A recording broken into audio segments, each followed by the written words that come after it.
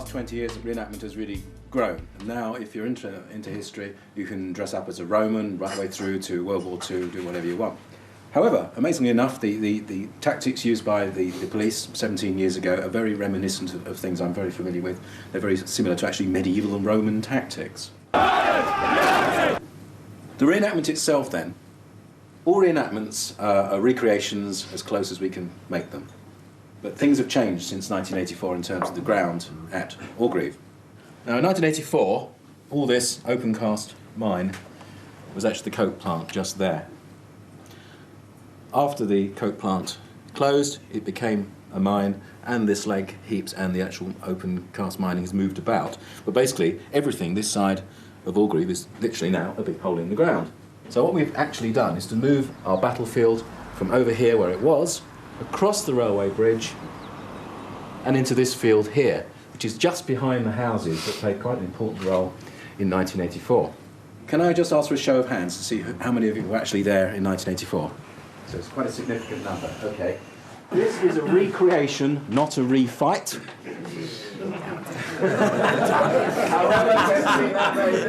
I remember watching it on TV when I was 17 or 18. I was at school, and it made an impression upon me there of just the horses going through, all those iconic images of riots. But it was a kind of a moment of realisation for me, looking at that and just thinking, well, there's something seriously wrong with this country if this is what we have to do to people. And how do you feel about the reenactments? I mean, I'm looking forward to it, mate. It's going to be a good experience, I think, to relive it. I mean, we're only a young lad at time, and I think I was only 20 at time, so... Have you got permission? We have. We've got permission from several house owners to actually run in and actually go into the house. So if you actually did that, it would be great. Well, I went up at Edge and behind Edge, and somebody come to the door and says, "What are you doing?" I says, "Is it all right to stay here?" And they said, "Yeah." And I tripped, and I sprained my ankle. I was in agony, I thought I broke it. I couldn't move, and I said to this bloody copper, "You can arrest me, I can't bloody move," right? And that day there was a big picket, a lot of Scots and Geordies. By the way, I live in Doncaster. I says to this copper, "You can arrest me, pal, and get me some bloody first aid." So I don't want to arrest you, cop. I want you to fucking crawl out of Yorkshire, don't come fucking back. I mean, our coppers were all right. It was Met and Army. I mean, they brought a lot of Army in there. And it was them and Met we were aggro with. When our coppers were on, you could tell it were our coppers because they were just standing fags out. I was ready for it, lads. They come in to win. And then we used to have a jostle with them. But when Met were on, it was up front. It was really nose to nose sort of thing. So there were two different sides, like I said. People are excited, I think, which I think is the best thing, and they're enthusiastic, which is half the battle. And I think it's because no one has spoken about these things in public for quite a long time, and there's a lot of things that still have to be resolved. My argument is not the technical data of what the government was planning in that particular time. It's what's happened after. They've still allowed all the pits, in particular in Yorkshire, and indeed all over the coalfield, to close. And there's been no real opposition towards that. I worked in pit until it stopped. Then I've been a milkman since, and now I'm a Royal Mail driver now. We're going fishing, we're at Trent. We're holding towers, mate. What, at 5 o'clock in the morning? Let's set up a retail and do all the towers, kid. All with cloth caps on. At Wellingtons. One day we went to Titanic, right? And as soon as we hit coppers, right, we all got under blankets, right, laid it back. Of course, when they pulled up, she said, "Where you going?" She said, "Oh, I'm going to dig my mother's garden over." She lives in Nottingham, I live up here. He says, "Oh, can we have a look in back?" He says, "Ah." So of course, with blankets on, we're all set there. He says, "It must be a big fucking garden."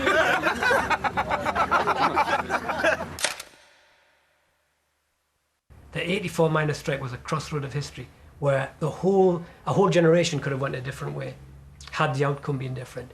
Orgreave, to some extent, would help to determine which way the strike was going to go. Not effectively on its own. I mean, with or without it, we could have won or lost. But it was a very, very important part. So that's why it became... that's why the battle became so bitter. We were fighting for more than just that field, or more than just those few lorries.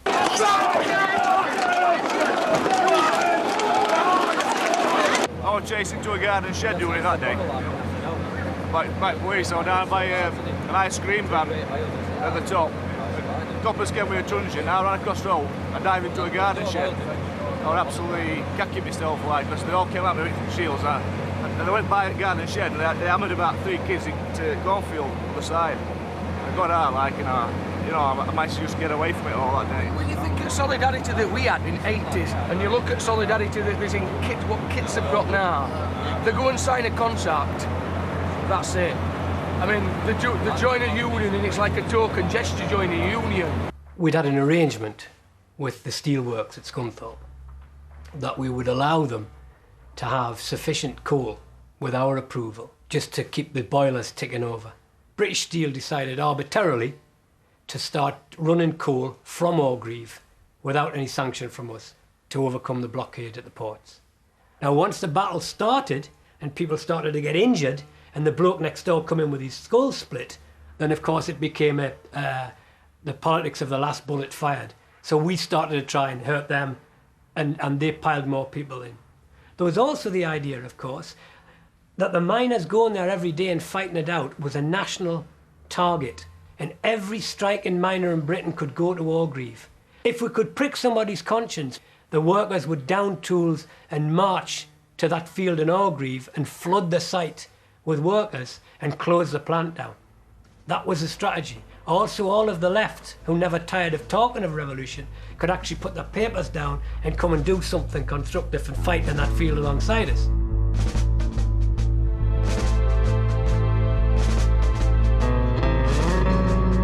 We were highly trained in tactics that most police officers wouldn't use, or which were new. I would say at that time, I joined DSG in beginning of December '83, and we just started using short shield formations. I don't think I'd been there about 4 weeks when we got issued our own personal riot gear. Looking back now, in retrospect, it seems like we were being trained up for a specific role. When Orgreave finished, there were some miners we afraid charges. They were charged with afraid that carries a maximum life sentence. If they'd gone near a picket line and got caught, then it would instant imprisonment, wouldn't it? Because they broke the bail conditions. My husband at the time had been to Nottingham, and he came back, and I was with a crowd of lads that had been to Nottingham, and they was really upset about the treatment that they received from the women of the working miners in Nottingham. My dad worked down the pit for 46 years, and my brother worked at the pit, and so did I when I first left school, and for about a year, about 10 months after I came out of army before I went to South Yorkshire Police. I think I was appalled at the way that somebody else could be associated with a miner and they couldn't support them, but also that they could stand on a street and shout names at them and spit at them. And that really upset me. I wish to Christ I'd never been at Orgreave.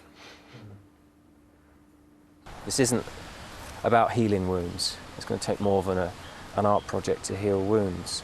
But it was definitely about confronting something and not being afraid of looking at it again and discussing it and not being ashamed by what happened here, especially for the local people and the miners that took part. As you come to pick your deer, when the horses charged through and that, and they all scattered and that, they went running off, and there were a wall that had a big drop down onto the side, and there was a car park there.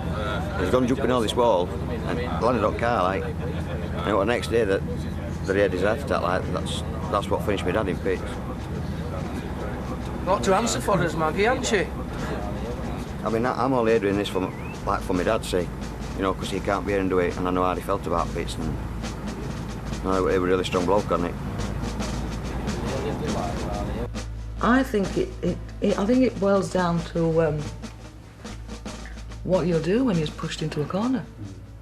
You know, what you saw there was, you saw unity, you saw commitment, you saw enthusiasm, you saw people dealing with all sorts of emotions, happiness, sadness, bereavement, you know. Let's not forget, through all this that people lost their lives. People were actually put into environments in prison that they would never, ever thought that would happen to them. We were like, it's become a police state, isn't it? Yeah. Nottingham and Yorkshire become a police state.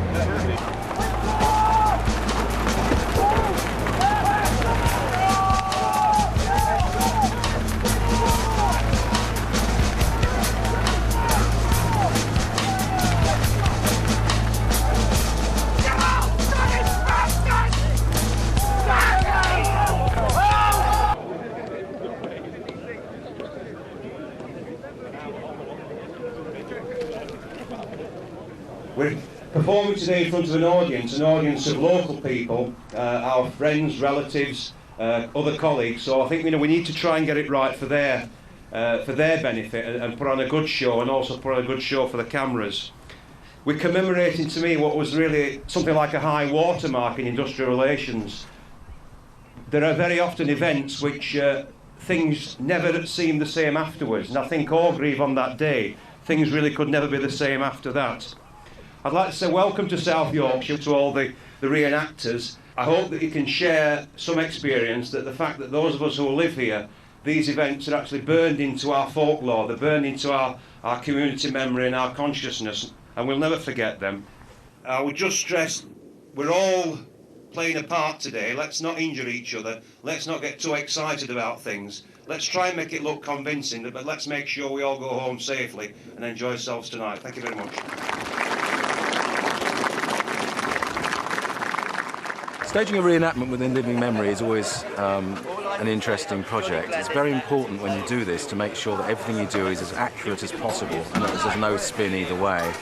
It's important that people don't forget what happened to them. And it's 17 years ago, but already there are a few people that don't really know what happened. And at the time, of course, the reportage wasn't quite as accurate as it should have been. And we hope that we can redress that balance. The BBC showed film of Orgreave showing the miners throwing stones and then the police cavalry charge, and the thing was presented from that moment on as a riot. When I went down that night, it just so happened I was talking to the BBC in National Union of Journalists people. They were up in arms. They said when the film came in from Orgreaves, we could see quite clearly that the police charged and then the miners threw stones, and we were ordered to transpose the order in such a way as to give the opposite impression, that the police came in because of the miners had thrown stones. And I really was horrified by this, and so indeed were they.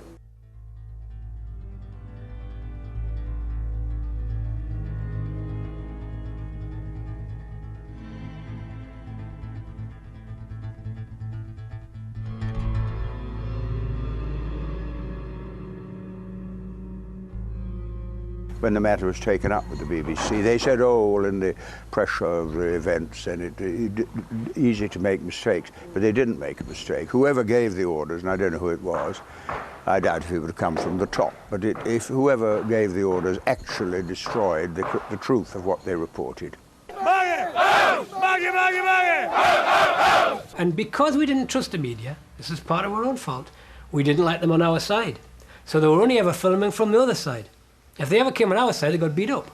I know the media said that we acted like thugs and this, that and other, but we were fighting for his jobs, we were fighting for his livelihoods. Yeah. And personally, I lost a lot during the miners' strike. I lost my home. I'm getting emotional now. My family to a certain extent. And, you know, now to be here and bring it all back, you know.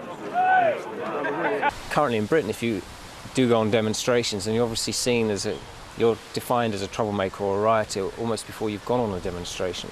That seems to be the case now. And that was definitely the case in 1984 with the miners' strike. If you turned up to a picket or a demonstration, then you were a legitimate target for the police, of the state. And I think this idea of being on a demonstration equals trouble, you are a troublemaker, is creeping back into the way we deal with people who do have a right to protest. We're going to do a rehearsal later on, but we're going to start off by doing some general manoeuvres. It's really hard for us, as you can imagine, to recreate what happened on June the 18th, 1984, very, very accurately to the tiniest detail. what we'll be doing is trying to give a general impression and be as accurate as we can. Some of the police units are formed by people who normally march around in Roman uniform, and you've got others who are medievalists and English Civil War, etc. And then we've got ex-miners actually on the side of the police. I'm not used to all like this. I feel a bit more and all. I prefer to be a picket again, but I think we're short of policemen, so I've ended up being one of these. Right. I've no qualms about it. It's going to be quite interesting. Yeah. See what it's going to be like on the other side of the spectrum, you know. As a good against grain, isn't it? Yeah. I've been reenacting for 17 years, up against guys with swords, maces, axes, horses, guns, you name it. And I haven't had butterflies for an awful long time, and I'm quite nervous about today. It's a bit ultra-realistic today, so we'll see how it goes. And these maniacs, I've got to look after them and make sure they don't get hurt. So, E-Group, my job is cut out for E-Group. Hamlet is our leader. We'll be good lads. I do hope so, boys. Good lads we are. I do hope so. Oh, thank you very much, Gellers. I'm a good lad, I am. Thanks, guys. Right, I've got to go to a meeting. I'll see you guys soon, all right? Thanks, bye. All right. Bennett, no standing at back today. Get in. Get into him.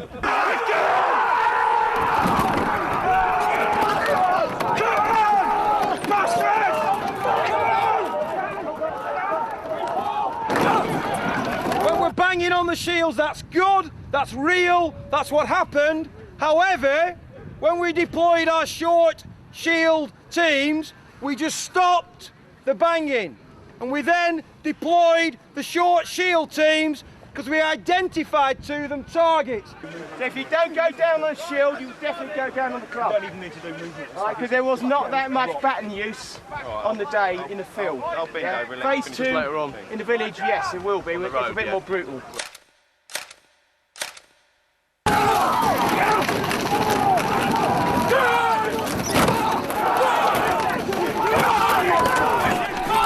I'm waiting for golden day now. It's only a matter of time when Thatcher dies. Yeah. All put days holidays in ready. 2 days holidays. There's one to get drunk and one to sober up. After the Falklands War, she got re-elected in '83 on Falklands factor. And I think once she won a second term of election, there were going to be a brace-up between somebody in trade union movement and Conservative government. And at that time, the cutting edge at trade union movement were National Union mine workers.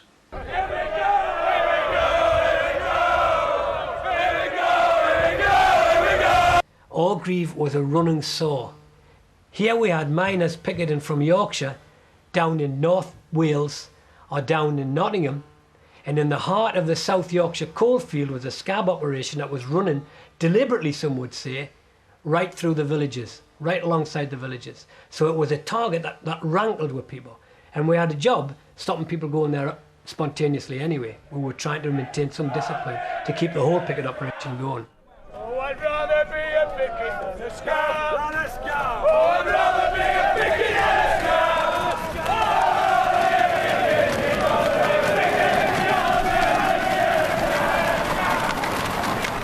It's scary, it really is, it's awful. You see them coming, they don't stop for 1/16 of an inch of plastic, they just keep coming. The guys at the back push us to keep this up, otherwise we're dead. It's bloody awful. What's going to be like tomorrow? Fantastic. Fantastic. I'm going to beat all of them. No, it is, it does scare me, it really does. I mean, these blokes speak English, drink in the same pubs, follow the same football teams. You know, it's just a really awful sensation. Okay. We aren't the enemy. We didn't make them the enemy. We want you to come halfway down. So we've got to do it. Thank you.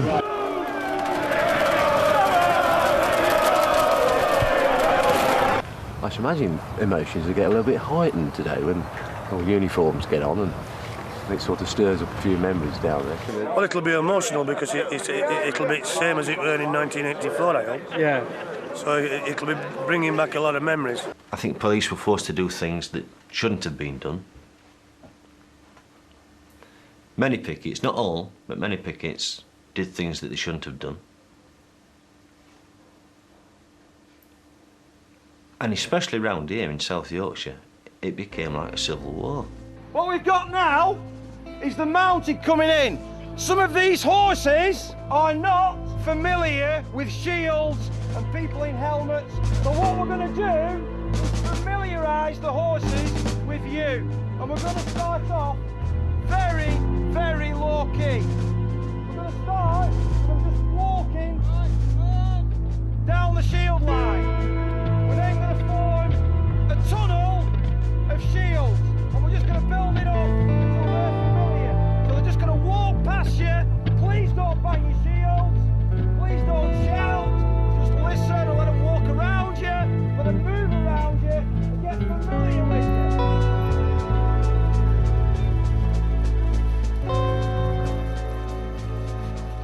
Come back in a moment, Dan. I mean, we used to have his car windows smashed and put a sticker on car. You have met the Met. You'd be walking in a grove and they say, "Are you a driver, son?" If you said yeah, they arrested you. Get stuck into them, all right? If you can't arrest them, you incapacitate them. If they've got pulley arms, they can't throw stones. Remember, ask for Scargill pays our mortgage. Stand in the green jacket! Hold it Stand! Snipe squad! Target! SAS top! Brown trousers! It's a part of history that's almost been buried, that's been forgotten about, or isn't mentioned much. You don't hear politicians talking about the miners' strike much nowadays. It's not something that they want to talk about. And especially this government would almost be embarrassed by the talk of the miners' strike, because now you'd think their reaction to a similar strike would be very similar to Margaret Thatcher's government. So it's an embarrassing moment in history for a lot of people. Even if it is a sensitive issue, you know, it can still be carried off and still done well. Be very effective. Because the thing about reenactment, of course, is it's an incredibly effective way of recreating the past. The blood was rising ever so slightly. Still with a smile on their face, but it's easy to get swept up in something. They were getting swept away with it. It is easy to get swept up in it. I mean, you can even see experienced reenactors get swept up in it. In fact, getting swept up in it is probably part of the reason we do it.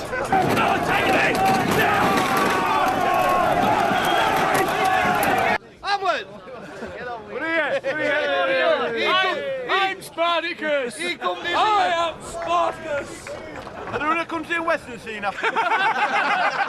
What we're going to do now is get a little bit of aggression going. We're going to try some intimidation tactics that they used to use then, along the lines of Zulus. So all you're going to do again is shout and just bang the shield at the front. If you get a whole unit doing that, you will see the result. Off we go!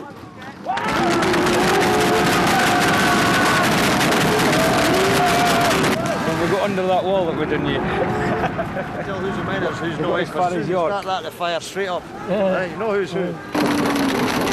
Springs back in the memory. Yeah. I mean, it was a very frightening time. Yeah. You know, when the police started charging and when they were doing the Zulu chant, it was really frightening. That's what we recognise. You know, the fun day. A bit louder. That's what, you know, what made you move. And they opened up, then police come out, the horses come out, then we run, then we come back, retreated. We more or less run out. Yeah, not yet, too. We more or less run out of time when they were coming. You can see them really going to town, and it's... Is it so rattly? It does. It makes you want to get stuck in with it. We weren't victims all the time, like, you know, we did give them a bit back, like. In fact, we sometimes give them a bit back first.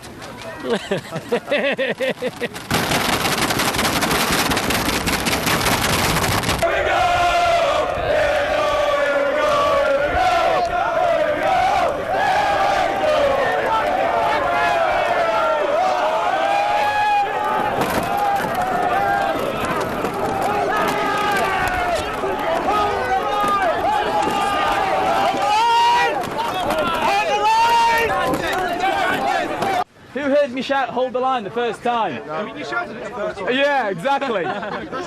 This is what will happen, particularly when we're filming. This is why we get people, when you hear hold the line, everyone shouts it. So everyone sees it. When you're going, and we've got rioters and all sorts ahead of you, plus other shield units and commanders shouting at the same time, it will get confusing. Plus, even though you're training, your adrenaline levels will go up, which means you'll get aggressive and you'll concentrate only on what's in front of you. The day after Orgreave started in earnest, the Nottingham coalfield went onto 2-shift production. It had only managed intermittently to do a day shift because it could never get enough workers through the picket lines to do the shifts. So the coal started to come out. It was a second front that had opened up. But the crucial target wasn't Orgreave, the crucial target was Nottingham. We needed to keep going to Orgreave for political reasons and propaganda reasons. But strategically, it was Nottingham that we needed to stop. Because people in other industries were saying, well, if you can't get the miners on strike, why are you trying to get us on strike? And it became an excuse. They knew damn well it wasn't just about miners. It never was just about miners or about pits even. I work in Birmingham at the minute, and I've explained to my oldest son, he's only 10. He wasn't born when all this was going on. And he's like, worries why I have to work away. And I say, if like Nottingham lads, that some of the era where I work, and they were asked to come and do this reenactment, and I've like just blown up, because it's still in me heart what happened. And I said, how can you fucking come and reenact what's going off when you were back at work at that time? And we had not a thing. We were all penniless. They were driving about in big Range Rovers, brand new Rovers, and Mercedes and BMWs. And what we got, we were working on coal faces at 2'6", weren't we, Pat? That's what we were on. And their coal faces, what they got, they just walked down them. They were getting bonus, like, they were getting more bonus than what we were getting wages a week. And that's how they've always been. They'll never change. Even if you open pits again tomorrow, they'd still scab if it were happening again tomorrow, because it's gone on since 1926, this general strike, through Spencerism at Alworth. They were scabbing in 1926 strike, they scabbed in 1972 strike, they scabbed in 1974 strike, and then 84, 85 strike. So nothing will change for them, as far as I'm concerned, in Nottingham. Besides them, what stopped out, they're just a bunch of scamming bastards. Sorry about that. Nice. Where's it fucking got them? That's it, they shut their pits, pits at first. They started on, they thought it were all our pits gonna go because they were getting easy coil. And I've heard this from old lads, and some of old lads who should have been here today are dead now. We hardly worked in hard coil, which was Yorkshire area. Each miner group, 1 stone carrier only, and he's got to be a reenactor. There'll be about 12 stones to throw. Don't throw them at the start of part 1. We need a couple of stones thrown. I'll prompt the miner leader to say, throw a couple of stones. It only started very gradually. What we don't want to do is to have a barrage of stones and then, oh dear, we've run out of stones. If anything gets out of hand and it goes over the top, the thing will be stopped. The audience will be explaining what's happening because there's something happened. It gets sorted out and started again. Hopefully we don't want that. We were all right yesterday, but we've got to watch it. You've got family and friends out there watching. We've all got family and friends out there watching, so we want it good. And it's for guys like you that we're doing this, so don't need to remind you. Okay, we're all right with that? Yeah. Just add to that anybody who gets out of hand and gets caught, we won't get paid. We don't want that either, do we? I don't. Fuck all of them, Cooper, man.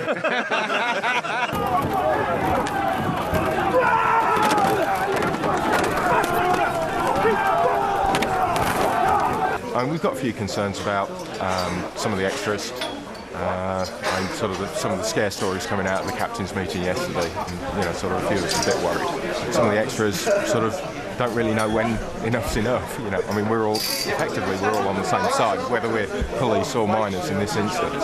What do we expect out today, lads? Another victory to lads! Yesterday, we were only playing yesterday, weren't we? Today it's for real. It's for real. It's for real. I tell you what, I'm filling up here. I'm filling up. Comrades! Fuck 160 quid, we're going for it. The throwers off. Somebody somewhere, regardless of government, had said that never again would a mass picket get the drop on the police, and that the police would always, at whatever cost, get the scab operation going. Uniform on, no numbers, and For the miners, we could have took the police on 1v1, but you can't take a professional army on, can you? Some army blokes who stood there as police officers, they used to say to you, come on, have a go, you bastard. Now, would a police officer say that? The police service didn't have to have troops masquerading as police officers. There were far more police officers in the country than there were coal miners. The political outrage, if they'd been exposed, soldiers not knowing your basic police routines, not knowing law, they'd be more of a bloody hindrance and a risk than a help. This guy came and sat next to me and he said, oh, Tony, he said, I was in the army. And they brought me back from Germany, put me in a police uniform. They didn't give me a number, because you know, every policeman has a number, so you know who you've been dealing with. And they told me that under no circumstances were I to arrest anybody, because I didn't know how to do it. I'm just telling you this, Tony, but if ever it comes out, I shall deny it, because he would have got into terrible trouble. And I think there's no doubt whatever that happened. I wrote to the Prime Minister, Mrs. Thatcher, at the time, and asked whether authority had been given for this. And she said she knew of no authority. I forget what phrase she used, but she covered herself. Going very well at the moment. We've got the police practising their tactics, mounted police coming through the lines now, and the miners are practising their advances. What we're doing at the moment is keeping the two sides well apart for safety reasons. Talk me through what's happening now. What's happening now, we're recreating one of the police attacks where the police on horseback went forward, followed by the short shield snatch squads.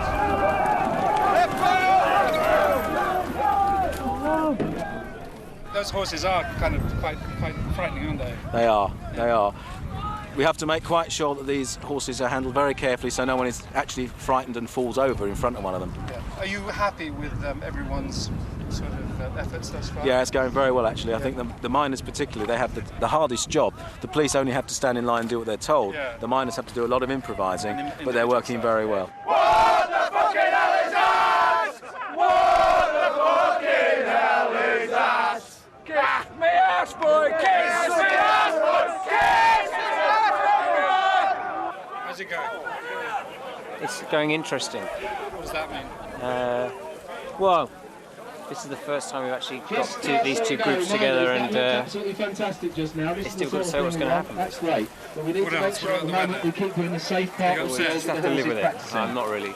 No. Not particularly. I think it's got a life of its own anyway. Well, look at it. Yeah. The dynamic of its own. I'm not in charge anymore, really. Yeah, and I'm excited, as you would be, but in a real situation like this, you'd be excited and you'd be a bit worried as well. Yeah. So it's as close as you can get, really. Yeah. There were a lad arrested at Orgreave from a fine, respectable family in this village. He was arrested and charged with riot, which I believe was wrong. I don't know the circumstances of the arrest, but I think the charge of riot was wrong. The case collapsed. But Mrs. Thatcher came out about this, about miners being the enemy within. That lad's brother had fought in Falklands War. He'd been a Marine. So, one minute she's calling one part of the family a hero, and next minute she's calling another part of the family an enemy of the state. You see, the other thing I haven't told you is, that we discovered later, is that British Steel has its own wharf at Flixborough that's not manned by dockers. It's manned by British steel workers. They could land as much of the coke there as they wanted, literally in the back door of the steelworks. They've got their own stretch of railway line operated by their own staff. Now, maybe the wharf was out of production during the 84-85 strike. I don't know. But I would have thought it was a lot easier operation to land your coke at the thing than running it through what? 60 miles of strike-torn South Yorkshire coalfield at the cost of 20,000 cops battling it out every day in the field. There was something very suspicious about the whole operation. That's not to say the people who went there didn't go there with the best intention and prepared to die, for God's sake, because that's what it was like. That's what it was like. The people there were prepared to kill us. And to be frank, we were prepared to kill them. We were in for a tanning anyway, at some stage each strike. But we didn't expect it on South Yorkshire's own backyard. Right. And once we knew that them 30 wagons were coming down M18 and down M1, then we knew that this was the turn of the strike. I think we're set up to be put on this site so bobbies could really have a go at us. Because we were like surrounded with dogs, horses. Up here, there was up by this bridge, they got us cut off. They got us where they wanted us. To give us a good idea. Yeah. This was an inevitable confrontation.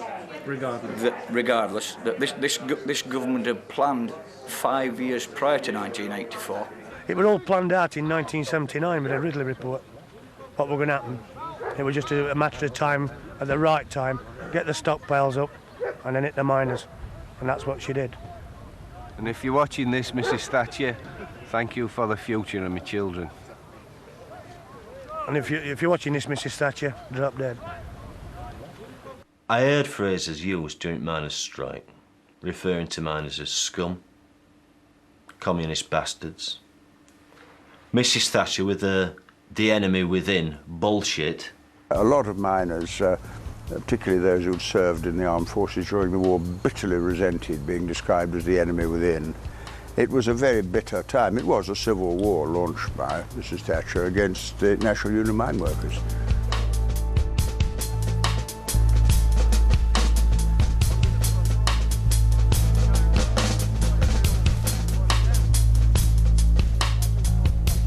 I think if any group of people in this country or any government gave into violence and intimidation of the kind which has disfigured our screens, there'd be no future for democracy or for any other union or any moderate trade unionist in this country. Is this what you if meant? We were to give in to that. Is this what you meant by the phrase "the enemy within"?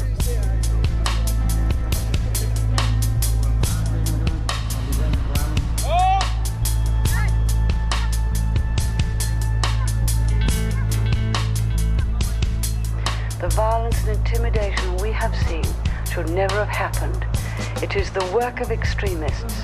It is the enemy within.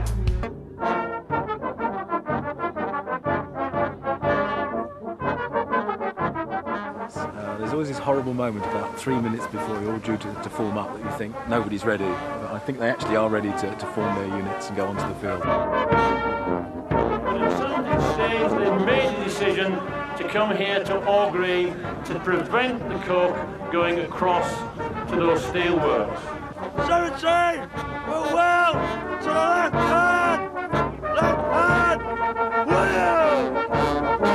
It's fantastic. I've shook hands with a lot of lads that I haven't seen for well over 17 years.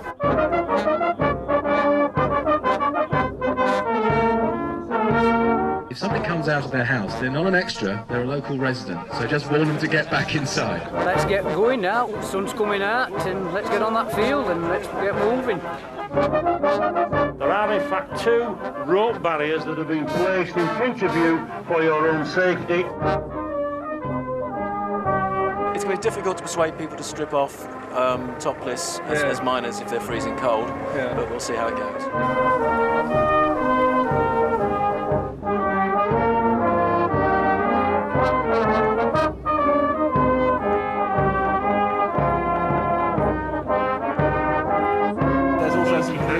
Ambulance men there in the fluorescent jackets, that's what they are.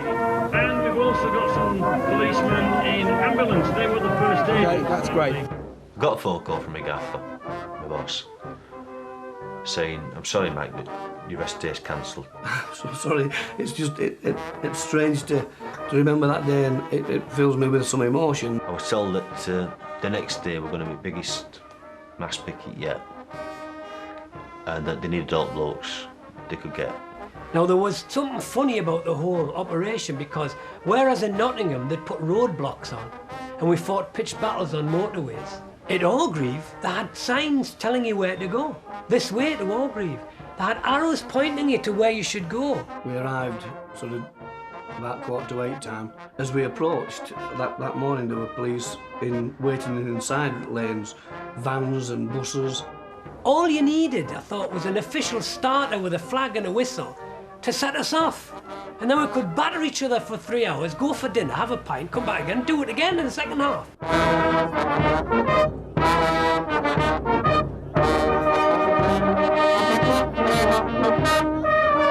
If it's all like it was then, the adrenaline will be pumping high. I'm used to working with horses, muskets, pikes, guns, cannons and all sorts of things. But can I just explain to you what we're going to do here on this field can be in itself as dangerous. We're going to set him on lights and roll him down.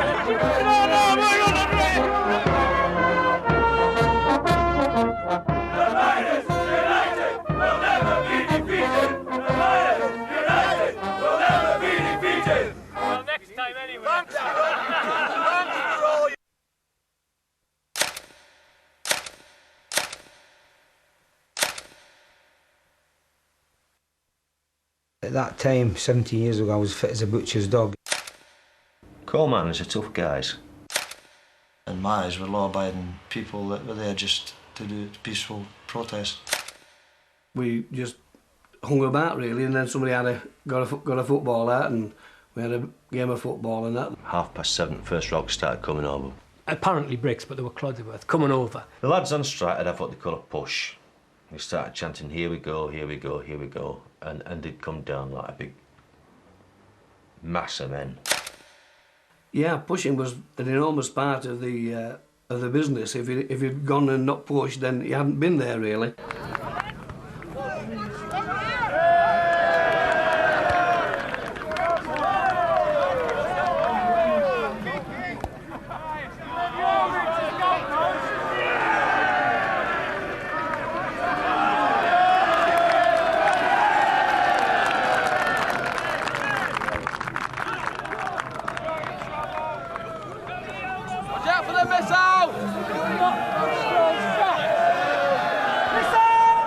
Things started to go wrong.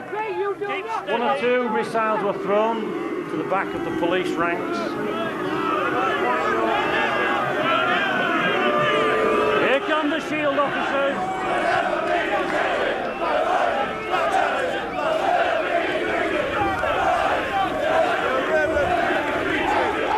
If you're going to take it all, lads, let's go for them. The wagons are coming, we know they're coming, let's go for them. Let's get in there. Let's be prepared to go to prison and let's go. Bang, hit that thing. Here we go, here we go, here we go. Here we go, here we go. Here we go, here we go. Here we go, come on.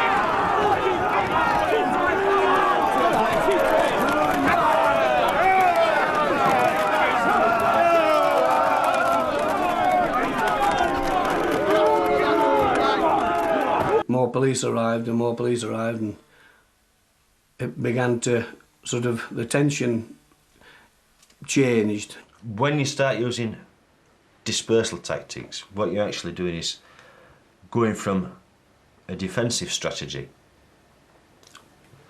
over to an offensive strategy. Not long after we had arrived, the police decided, after the Zulu chants on the shields, to turn to one side and send the horses through. When the command came for the ranks to break, that was a quite horrific scene, like to see these 3/4 of a ton animals just come through. I looked round as I was coming back down the field, and I saw one of the lads, there was blood streaming all over his face and down his shirt. We saw Bobby coming out, being led out by two of his mates. I don't think it was South Yorkshire lad, I think it was a Foreign Force lad. And he must have caught a brick coming over from an high trajectory because it looked like his nose were hanging off. And we approached the police lines and I said, I'm taking this lad to an ambulance. And they opened up a little bit, not greatly, you know, they weren't helping. It's hot, you're sweating, there's rocks coming over. Every now and then, you hear or see somebody go down who stops a brick in face or something. get pissed off. As we went through, I felt a blow on my hand, and I wasn't quite sure what it was at first, and then I realised one of the police lines had truncheoned me. You can't arrest them, you incapacitate them. If you've got pulley arms, they can't throw stones. If you went to the other side to get first aid done, then you didn't come back. At this point, Acting Chief Constable Clements decided to order the miners to retreat. You do not move back 100 yards. I shall be forced to deploy the short shield unit.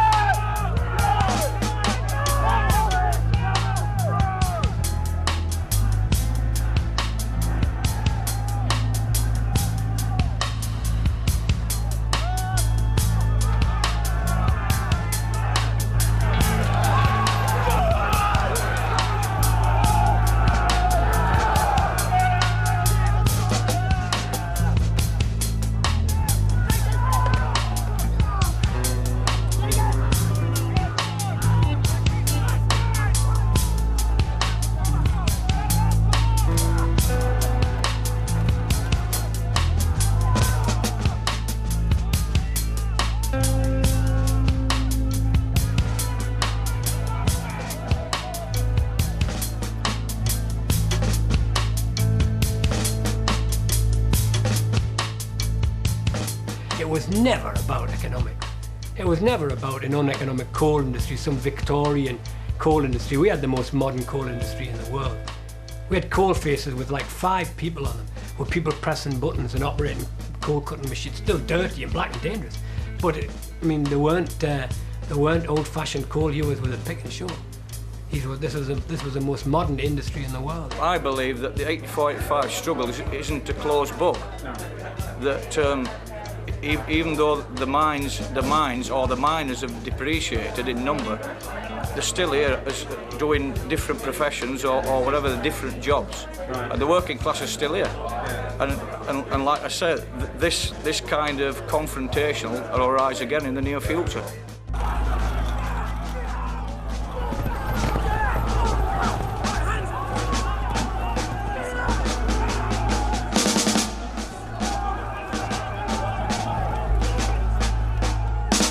It's hard to keep an overall perspective. I mean, mainly you're just concerned about what's happening around you. You just get into the front rank and there'd be bricks falling on you from your own side.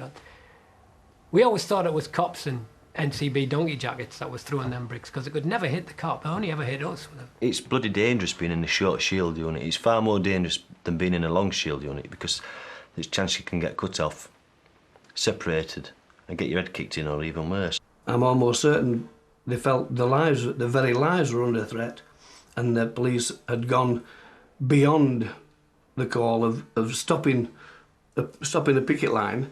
They'd gone beyond that to seek and destroy. The horses went through, as usual, picket scattered, and we ran up behind the horses.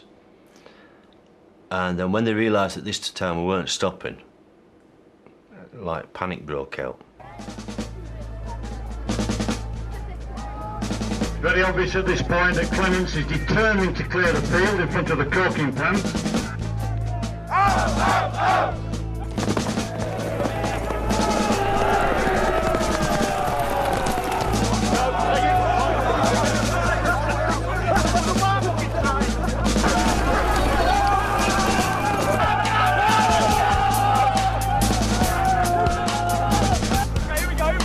We're coming to the way now, come on!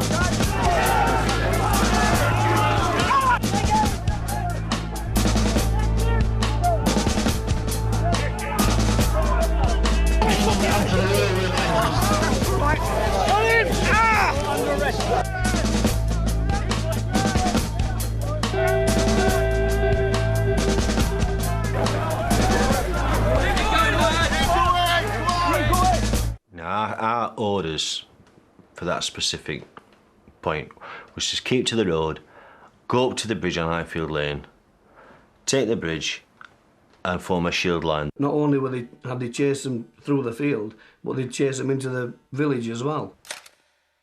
There were loads of blokes on the left field and they seemed to be like vanishing. I ended up breaking away to the left, and then I come to the railway embankment where there was bodies rolling down it everywhere and scrambling up the other side. It was scattered in all directions, and I don't think anybody that was there was well aware geographically what the best lie of the land was. It only seemed to me at the time that there were small numbers going over. I've subsequently seen photos, there were bloody hundreds. How nobody got killed, I don't know.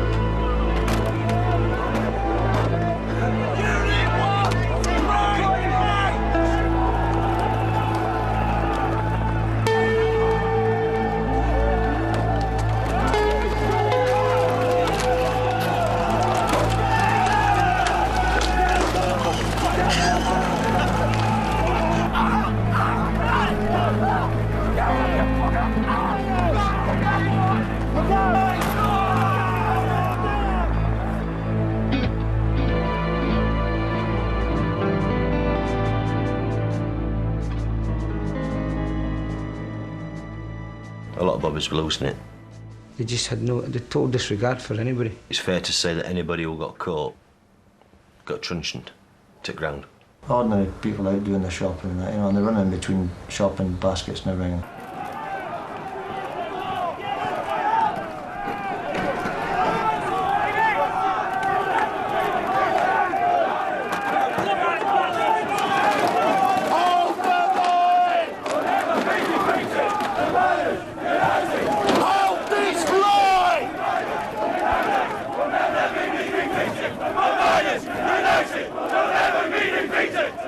I hated that song when they used to sing it, going in chanting, "The Miners United will never be defeated." Yeah. It's a complete fallacy. Yeah. It's a wrong. It was a wrong song to sing, and it's proved 17 years on that we lost. The Miners United were defeated because what it should have been the Workers United shall never be defeated, because it weren't just a minor question. It was a working class question.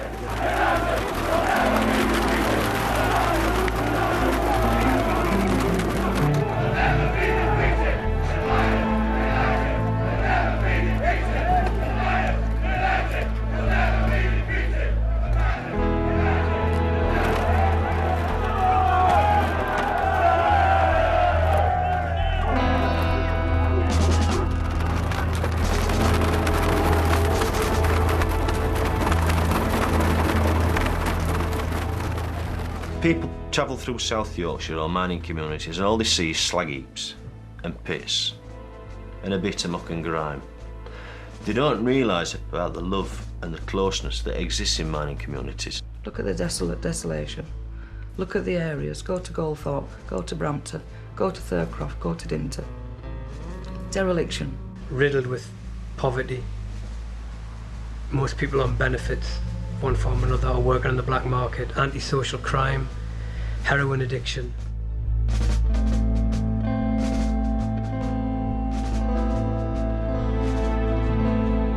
It is always easier to defeat the enemy without, because they can be seen and identified.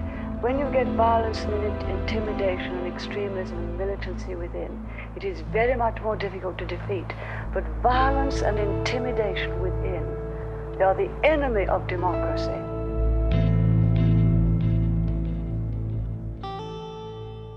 One of the reasons I joined police were I wanted to do something for the community I came from. And thanks to Margaret Thatcher, I did. I helped to destroy it. I think people couldn't understand it in 1984-85, particularly 1984, from the Orgreave, that we could be witnessing strategies that could try to break a human being. It was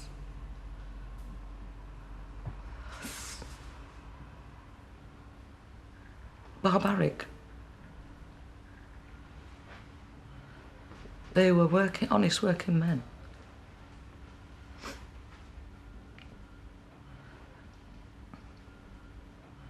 And they reduced them, or they tried to reduce them down to bullion boys. And I was with Arthur Scargill in May Day 1984 in Derby when a man jumped onto the platform and struck him across the stomach and winded him. And it appeared in the papers that he was, the man who struck him was a dissatisfied working miner. Actually, he was a retired police officer. And the lies that were told, but they don't, you know what they say in wartime, truth is the first casualty. And in a strike of that kind, I mean, truth went out of the window.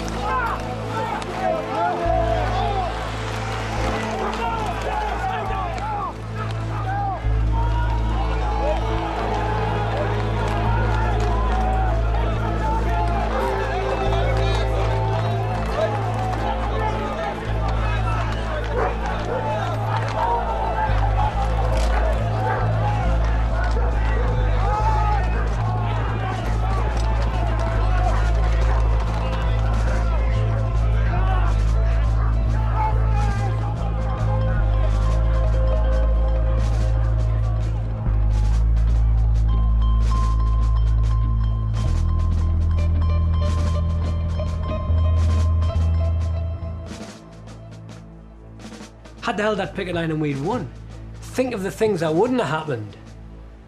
The wars that we wouldn't have been involved with, the attacks on benefits that wouldn't have happened, the ongoing unemployment, the whole change in social policy about benefits and privatisation, the whole things that could have happened and didn't happen. We always said it was a winner takes it all contest. Unfortunately, we lost and they took it all. Industry must be modernised. You can't leave it in the last century. Every national coal board has been able to carry on that way. Every government has accepted that we must carry on that way. Every previous national union of mine workers had accepted it. So what we are saying is nothing fresh or new, but we must be able to carry on to secure a really flourishing good coal industry.